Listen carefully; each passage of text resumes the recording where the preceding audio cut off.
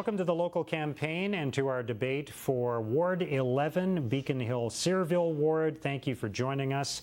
In just a moment, I'll introduce the candidates who are running in the election on October the 22nd. But first, I'll quickly walk through the rules for our debate today. We're going to start with opening statements. Each candidate will have 1 minute to address you. The order for those opening statements was determined at random just before our telecast. Then we will move through a series of debates about the important issues in Beacon Hill-Cyrville Ward and throughout the city of Ottawa. In each case, I will direct a question to one of the candidates. That candidate will have 45 seconds to respond to that question on his own, and then we'll open it up to a few minutes of debate on that particular topic where the candidates can speak about the issue and challenge each other. And we'll move through a number of different debates that way. In each case, we will wrap up the debate by going back to the candidate to whom the question was addressed, and that person will have 30 seconds to close out that topic. Then we may have time for some quick questions on some important issues where each candidate will simply get an opportunity to answer the question without there being any debate. And we'll wrap up with some closing statements in the reverse order of the opening statements. So let's meet the candidates who are running in Beacon Hill-Cyrville Ward in the election on October the 22nd. They are Michael Schurter and Tim Tierney. Welcome to both of you. Thank you for being here. Thank you. And we'll begin with the opening statements, and we'll start with Michael Schurter. You have 1 minute. Go ahead. I'd like to thank Rogers for hosting the debate today and their work rescheduling around Councillor Tierney. Our councillors work best when they're challenged, and some of them seem to work only if they're challenged. Over 90 days after Councillor Tierney registered for this election, which he said he wouldn't register, he was only going to run for 2 terms, he had a blank platform and his promises read coming soon. That's the sign of an incumbent that's too comfortable on the taxpayer's payroll. But that's not the only reason I'm running. This election allows us to have the opportunity to hear from the silent majority of constituents. We get to hear opposing views, and we get to provide criticisms to our incumbents over their last term. Beacon Hill-Cyrville needs a councillor that's ready to do the job, that needs somebody, like Tim said, it's time for a change. Okay, thank you. Next up is Tim Tierney. Go ahead, you have 1 minute. Great, thank you very much, Mark. First of all, I'm very proud of the work that we've done over the last 8 years in Beacon Hill-Cyrville. In 2010 to 2014, I had 11 promises, and I'm very proud to say promises made, promises delivered. One of those promises was Richcraft Sensplex, bringing recreation and employment to our community, much needed. 2014 to 2018, I thought I couldn't do better, 17 promises. Promises made, promises delivered, including the Shefford Road Dog Park, Shefford Road Multi-Use Pathway, the Cyrville Road Multi-Use Pathway, $3.3 million in the last city budget so we can take Pat Clark Community Centre, do the renovations so our seniors will have a place to play darts, do yoga, a great spot. Our Pineview community area never had a community centre. Well, guess what, folks? This fall, Pineview Community Hub is opening this November, so they finally have a place to call home. I'm very proud of what we've accomplished. This October 22nd, vote Tim, vote results. Okay, thank you, candidates. Let's move to a question now, which I will direct to Tim Tierney. A few weeks ago, it was revealed that the OPP had launched a municipal elections investigation involving you. What do you want to say to your constituents about that, and can you reassure them that you have acted and will continue to act in a responsible and ethical way? Absolutely. Thank you very much for the question, Mark, and I'll keep it very brief. There certainly was a complaint that was filed. There is a procedure and policy to be followed, and I'm sure my opponent would also agree that our lawyers have instructed us not to comment until that complaint is followed up on. So at this point, that will end the conversation on that. But certainly, I think the people of Beacon Hill-Cyrville know my reputation, they know my family, they know what we do. And that being said, I'm very excited about what we're going to accomplish in the next term of council, if given the privilege to be re-elected. Okay. It is open to both of you to talk about this if you'd like to. Michael Schurter, if you want to weigh in on this. I'm just going to say I've made my statements to the Ottawa Police Services, and it is being investigated by the OPP Racketeering Division, and it's not something I take lightly, so I'm just going to leave it at that. Okay. We'll leave that there, and we'll move on to the next question, which I'll direct to Michael Schurter. We've learned that Phase 1 of light rail is going to be delayed. It's been delayed a couple of times now. There is a risk that the city could be on the hook, whatever the contract with RTG might say. There are costs that the city's incurring, and it might end up being a bit of a battle to get some of that reimbursed by RTG. So do you feel that City Council should have provided more and better oversight of Phase 1, and what can be done differently for Phase 2 and Phase 3? Perfect. Well, thank you, Mark. It is no secret that the LRT is actually behind schedule and over budget now. Not to mention that we've got up to $6 million in lost revenue that has already occurred. So the $1 million penalty that we are saving doesn't help anyone. And what it comes down to is a set of councillors that are too comfortable. Have these councillors actually read the contract? I know that Tim managed to dodge media for a week while they were doing the story, and there was actually only one councillor that came out and said, no, we don't read these, we only read a summary. $2.2 billion contract, and they're reading a 29-page summary. And that's how you end up having these problems. That's how you end up not being able to properly collect, and how you're not taking advantage of taxpayer money. Okay, it's open to both of you now on this subject. Go ahead. Great, thank you very much, Mark. And it's funny that we're actually standing here in 2018. In 2010, when I was taking on the incumbent, Mr. Bellemare, we had this discussion about how we're going to move ahead, because previous councils never could get the job done. We did the job. We got it done. A $2.1 billion contract that sees everything on the inside. It's a fixed price. It's one price. There is no cost to the taxpayer. While we want to talk about the cost that may be there, It's at the same time done, but when it's not actually done. Certainly. And you know what, Michael? I got to be honest with you. My opponent mentions the cost. Well, we're protected as taxpayers. There's a $4 million a month savings from the LRT maintenance that we're not paying to RTD. That's we've held back money. That's just money we're not spending. We've held back $250 million of payments, which you're going to pay them. A holdback is only a time period. That being said, I would like to point out the fact this is a major project. This is the largest one in the entire city. But you guys have the audacity to say on time and on budget. And if you're not on time and on budget, you have to own it. And you know, what I'm hearing at the doors isn't about the arbitrary date that you want to set. What I'm hearing at the doors is about things local to the community. We have Blair Station. We got Hill-Cyrville Station. Which have no parking surrounding them. These are going to be great. How are people going to get their address parking the parking right? issue? Sure. We made a commitment in the past not to have park and ride, because I know you live out in Innisward. Right next door, closer to the Blair Station than you people live. from outside the Greenbelt to drive in and flood our streets and park on the streets. This is why the council made that commitment. We have problems with parking on the street already. To get onto light rail, one problem to another. Forgive me, I'm trying to answer. Please do. People want to ensure our local streets in Beacon Hill-Cyrville aren't flooded by people that live in Innisward, that live in Orleans Ward, and that's why that was put in place. And I just want to wrap up very quickly. We have a great opportunity here, and you know what's more important than stage 1? It's going to be stage 2.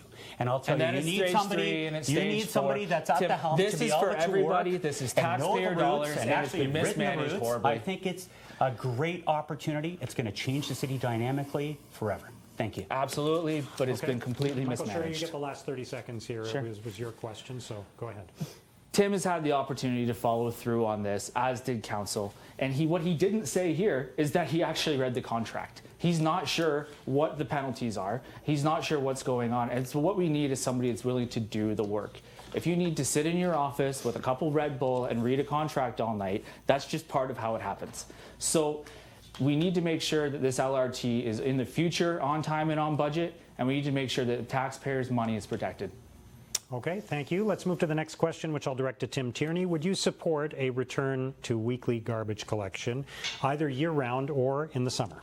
Well, thank you very much for the question, Mark. And I think if you remember that whole discussion back in the day, Rainer Blois and I, great councillor for Innisward, where my opponent actually lives, we actually had a great discussion about how can we make this go into play. We changed the rules around what goes in the bin, so you don't need a degree anymore. You can put 1 through 7 into one bin. Makes it simpler and easier. We changed the start date instead of a hot July summer to November. Those are two major changes. The third one that we tried to put into place was to look at getting weekly pickup during those 3 to 4 hottest months during the year. Unfortunately, we were not successful at council. Now, we do have a problem. That was a previous council's about the Orga World contract, the tonnage. I think we need a full strategy. We saw the failure of Plasko I voted against. We need something new. All right, it's open to both of you now. All we heard Tim say was that they tried and failed. And he said he let off his whole statements with he had 17 promises and he kept them all. Well, he didn't keep the back to the summer garbage pickup. And so I don't actually just to correct the record, I never made that as a promise as part of a platform. It's actually written on a CBC questionnaire, and I can provide it. Knowing the detail and knowing what's involved, I certainly made the pitch to council to make sure that we looked at it again. Environment Committee is responsible for this, and they're looking at it. Look, Plasko was something that did not work. I voted against it for many, many reasons. I thought it was a failed science fair experiment. Certainly, I hope you would support that too. That being said, we have to look at something else. We have to look at those diversion targets. We have to find a way to make it work. So I think Environment Committee has a big role in this upcoming term of council, and I look forward to seeing what they do. Okay. Anything else on that? All right, we can move to the next topic. I'll direct this question to Michael Schurter. Gun violence has hit Beacon Hill-Cyrville, perhaps more so than other wards in the last 4 years. I don't think there's any doubt about that. Should we join other cities like Toronto and Montreal in asking the federal government for a ban on handguns and assault weapons? And what other steps can be taken to address rising gun violence in Ottawa? There's a difference between the people that use their handguns for sport shooting and the people that use their handguns in crime. The people that use their handguns in sport shooting are highly trained, highly certified, highly background checked, and they're not the ones committing these crimes. We don't need to have them be the people that are being penalized. You're still going to have illegal guns. You're still going to have illegal gun crime. So what you need to do is work on focusing on the criminals, making sure we take guns out of their hands, the illegal border transportation of firearms. We need to make sure that OPS and the OPP have the tools that they need to do their job. Okay. Go ahead, and it's open to both of you now on this. Great, thank you very much. So one major shining star that we have actually that's happened in the Ottawa Police Service is we've got Uday Jaswal back. He's our new deputy chief, and he's bringing some new ideas, new vision in regards to what they've done in Durham region and brought it back to Ottawa. Now, we did talk about Jasmine Crescent, and you're certainly right, Mark. We did have some tough times 2.5 years ago, but as a community, we rallied extremely hard. 500 strong, we did marches, got people out of their houses, and it was more than just police and guns. It's about getting people out of their houses. The John Howard Society, the East Toronto Resource Centre, Crime Prevention Ottawa, our community resource officers, and CPO. They all came out and took part. Religious leaders, teachers, principals, they all came out. One thing, I actually sit on the Federation of Canadian Municipalities. I'm the Ontario Caucus Chair. I'll tell you one of the major issues that's behind a lot of the violence we see today is mental health.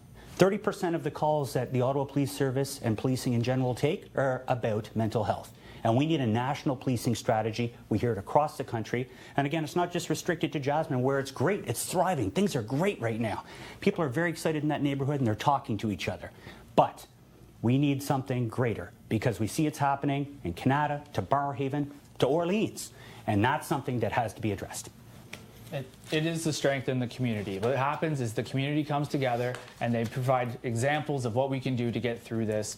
Jasmine Crescent is a beautiful example of how a community came together. Thank you. They worked together and they were able to eliminate some of the violence that was going on there. Thank you. But we need to make sure that it's the whole community doing that and that we're not aiming our targets the wrong way. And just a quick follow-up on that, Mark, if we have 49 seconds here. I think the fact that we were able to get people out, because let's face it, the problem we have in a lot of communities is people do not want to go to the police. They may come from other countries that simply feel that police are bad people. We don't want that. So we've worked very closely with our community, getting police out in the community, doing skate days in the park, movies in the park. These are all great things that we want to do. And guess what? It's working, folks. People are ratting out the bad people in communities. They're getting picked up, locked up, and thrown away. Jasmine Crescent, 2.5 years, touch wood. Things are going great, and we have a full community right there. I'm very proud of it. No. And you're absolutely right, Tim. It is extremely difficult for these people to go forward to the police. So you need to make sure that they're absolutely believed when they get there. Yeah. Okay, we'll wrap up there. Michael Schurter, I asked you the question, so you get 30 seconds to wrap up on this. No. I just reiterate what we had said. The community is the strongest point, and it's the strongest point of contact for our community services, our Ottawa Police Services, and for our bylaw. The small crimes that are going on in the neighborhood, the parking issues, the dealing with people going through stop signs, that's going to be what cuts down on the gun violence, not going after the highly certified, highly trained sport gun owners. Okay, next question for Tim Tierney. I think everybody wants their taxes to be as low as possible, but there are some people who have expressed concern that the city has not been investing in areas like infrastructure and social services, and that the cap of 2% on the budget increases, on the tax increases over the last 4 years has been one cause of that. So where would you set tax increases for the next 4 years, and what would you do about that mounting budget pressure in some areas? Thank you very much for the question, Mark. I think I've been very vocal. I think people know where I stand and what the top priority is. It's roads, roads, and roads. And yes, that's infrastructure. I'm not going to mince words. It's not playground structures, none of that. It's about roads.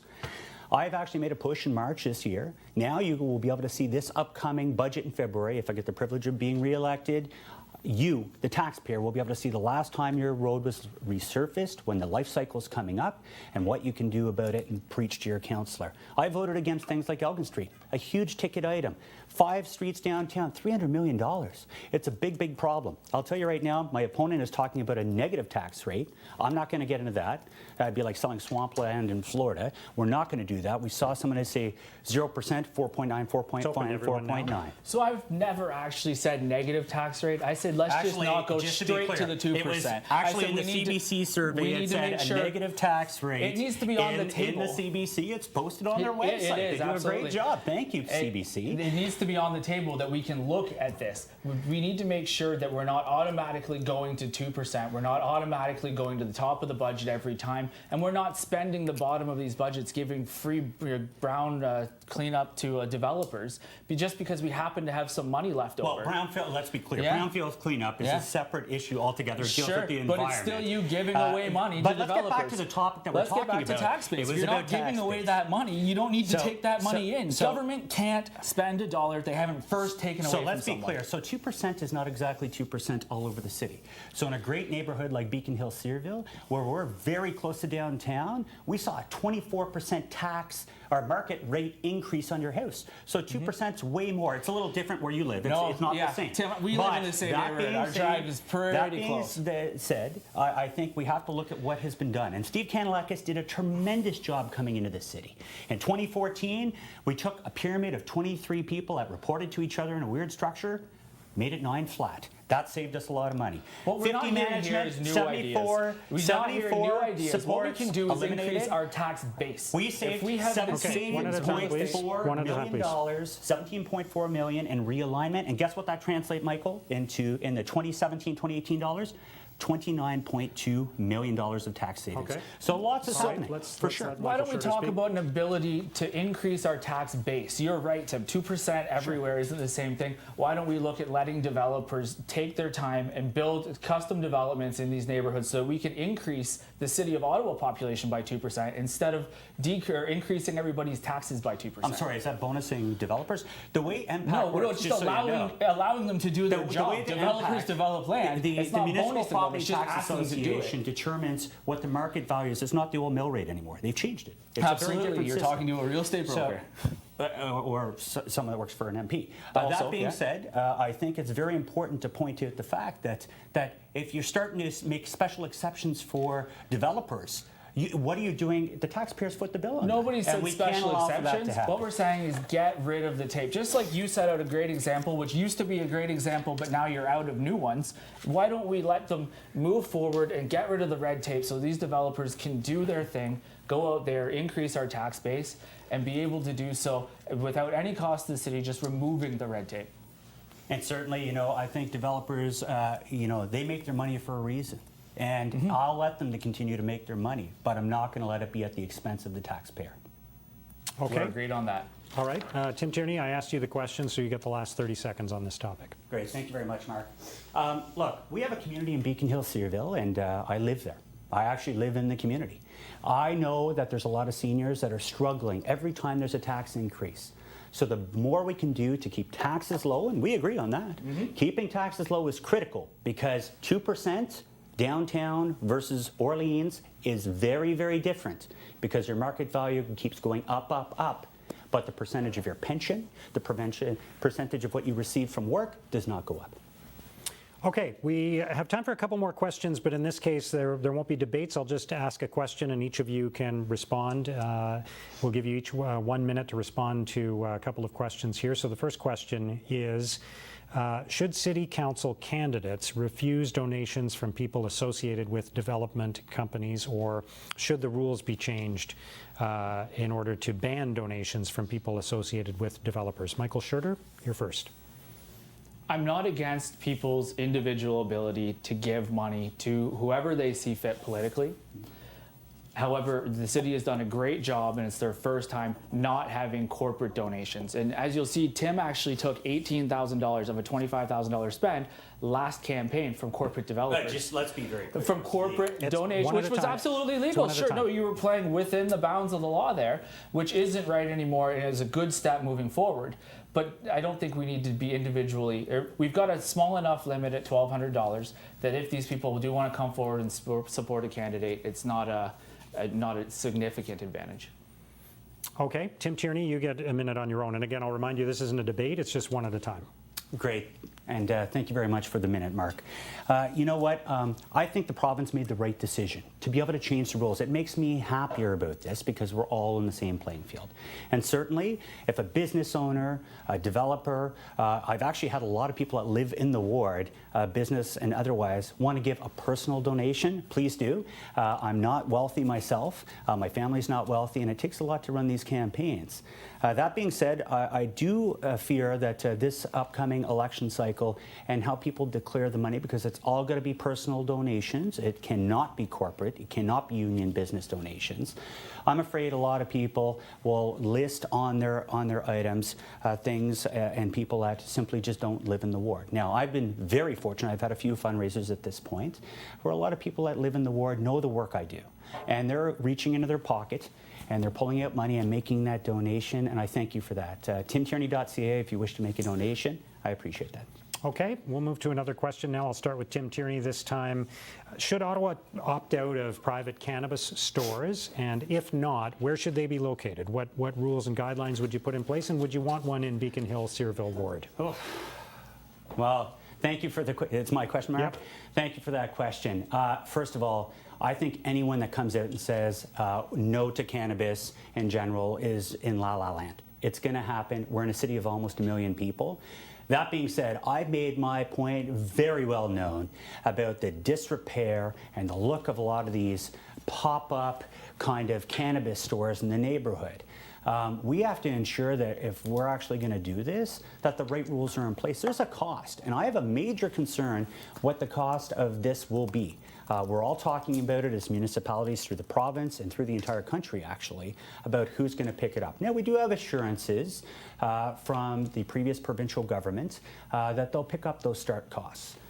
You know, there's 17 departments in the city that get affected by a cannabis implementation. And we need to make sure it's away from schools, it's restricted, and that we have the appropriate age criteria in place. All right, Michael Schurter, 1 minute for you on this one as well. I'm quite glad actually to hear Tim's response on that. It's one thing I was able to say that we did agree on. We went through some of the surveys here earlier. We both agree that marijuana and cannabis sales are going to be a thing. It's happening in Ottawa, whether we like it or not. What we need to be focusing on is the community aspects and making sure it's staying out of the hands of children. Yes. That's why I've put down that I'm actually looking to make sure it's at least 500 meters away from any school. I consider it a 10-minute walk. We don't want the great access to be going to these cannabis dealers or sales.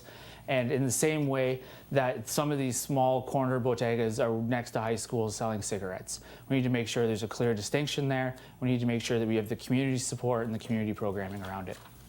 Okay, thank you, candidates. That wraps up our discussion and debate about some of the topics in Beacon Hill-Cyrville ward and throughout the City of Ottawa. We're going to move now to the closing statements. Once again, each candidate will have 1 minute to speak to you, the voters, and we'll begin with Tim Tierney. Go ahead. Great. Thank you very much, Mark. First of all, my wife and I are very proud residents of Beacon Hill-Cyrville. We actually live in the same street as our in-laws, so it's a very tight-knit affair. Stage 2 light rail in 2022, the Central Library project, Beacon Hill-Cyrville community renovations, all big things. But as my opponents highlighted, those are a lot of photo ops. What I really actually enjoy the most is how we rally as a community in adversity. Whether we look at the federal government giving us the most Syrians in the entire city of Ottawa at Donald Street Towers and how we got together. We got the religious groups, we got the leaders, the schools, everyone together in one room, and we made it work. You look at LaFar Elementary School. Some moron burnt down a play structure. Well, we rallied. Eastside Marios came out. We had all rented the room at Colonel By. Sandra Swartz, the trustee, got us a place. We raised $50,000. Guess what? Those kids are playing in that play structure right now. Finding solutions in Beacon Hill-Cyrville is why I get up in the morning. And I'll tell you, I need your support. October 22nd, vote for results, vote for Tim. Thank you. Thank you. Michael Schurter, you have 1 minute for your closing statement. Beacon Hill-Cyrville needs our attention this election. That's one of the important reasons why we have these votes in this democracy. The LRT will reshape the way that we connect to the city, and the real estate development happening around the community will change the face of the community forever. This election also gives me the opportunity to talk about how a small business ombudsman will help the city get out of the way of business and let them do what they do best. We can talk about how a large city council helps nobody except those trying to get elected or re-elected, and how we can hold our politicians to account for their promises and for their actions. Tim Tierney has been active in his community, but the less glamorous work like road maintenance, community planning, and parking issues are still ongoing. There's lots of work that needs to be done. I'm committed to working for the silent majority who don't have time for Tim's photo ops, but still want their potholes filled. That's why I'm running. That's why I'm asking for your support on October 22nd. Okay. Thank you. Thank you to both candidates for being here for the debate. Best of luck in the rest of the campaign. And thank you for watching. I want to remind our viewers that Election Day is October the 22nd. That's when you'll be able to vote in Beacon Hill-Cyrville ward and throughout the city. We will have live coverage of the election results and analysis of what that will mean for the next 4 years, beginning at 8 o'clock on Rogers TV and simulcast on 1310 News Radio. I hope you can join us then. Thanks again for watching.